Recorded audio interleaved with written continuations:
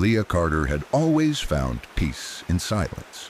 After years of chaos, of noise and people and voices that never stopped talking, she craved it. That's why the old studio apartment on Langdon Street felt like a gift.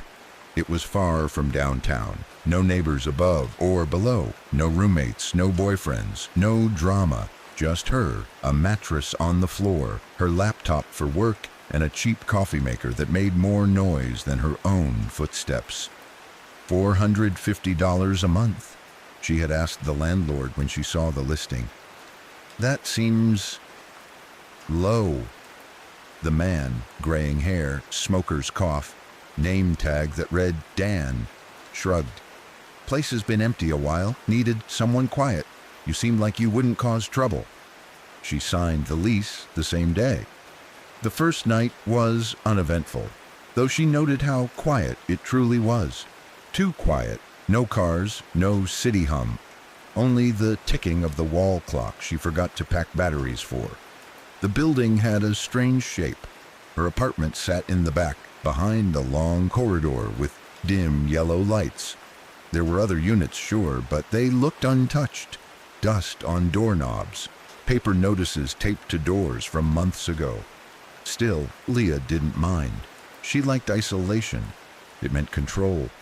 She unpacked slowly, ate a gas station sandwich on the floor, watched YouTube on her phone until her eyelids drooped.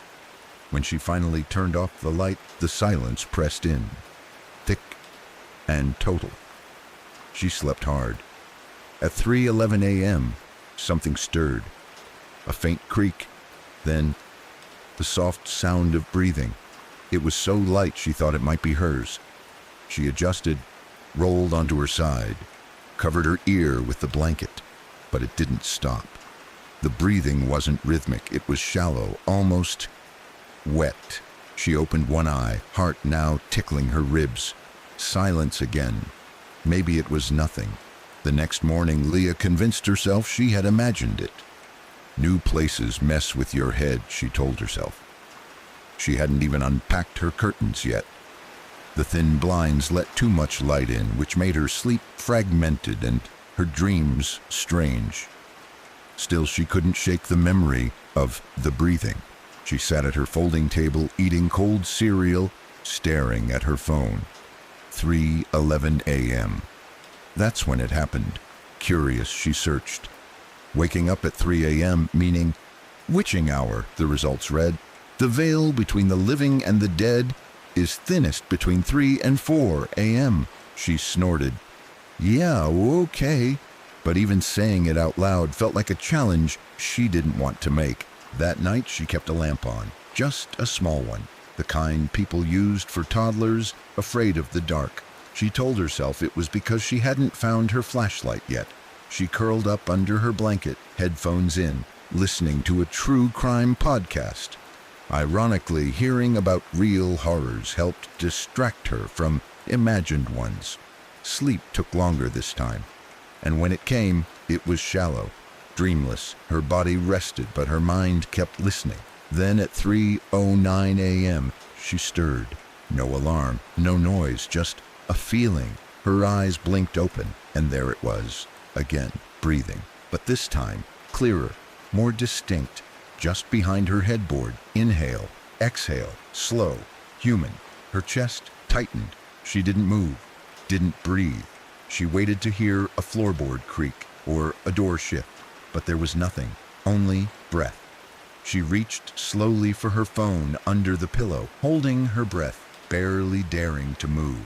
She turned on the screen. 3:12 a.m. The sound stopped. She held still.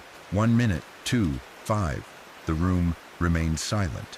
The next day, Leah skipped work.